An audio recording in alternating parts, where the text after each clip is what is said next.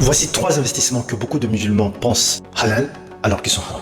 Et le premier risque de te surprendre. Le livret A. Beaucoup de gens pensent que le livret A c'est juste une épargne. Mais en réalité, lorsque tu déposes ton argent sur un livret A, cet argent est utilisé, prêté à des organismes.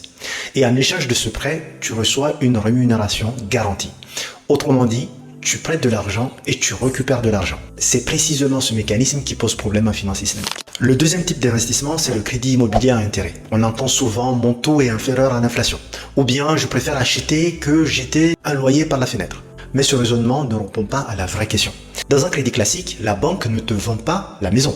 Elle te prête de l'argent. Puis elle te demande de rembourser davantage que ce qu'elle t'a prêté. Tu achètes donc de l'argent contre davantage d'argent. Et surtout, la banque ne partage pratiquement aucun risque lié au bien immobilier. Donc si demain tu as une galère, la banque va simplement saisir ta maison. C'est ce qui différencie ce type de prêt d'une murabbaha.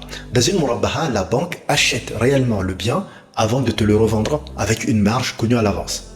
Donc on est dans un cas de vente, pas dans un prêt à intérêt. Et si t'arrive quelque chose, la banque partage le risque avec toi. Troisième type d'investissement, l'assurance vie classique. Beaucoup pensent simplement que l'assurance vie est une enveloppe d'épargne. Mais derrière certains contrats se trouvent des obligations à intérêt un peu comme le livret A et d'autres actifs non conformes. C'est pour cela qu'il ne faut jamais juger un investissement par son nom. Ce qui compte réellement, c'est le contrat et la manière dont l'argent est généré derrière. Si tu veux apprendre à investir sans riba, j'organise une masterclass ce dimanche à 18h et abonne-toi et clique sur le lien en bio pour réserver ta place et découvrir les opportunités d'investissement halal, Inch'Allah.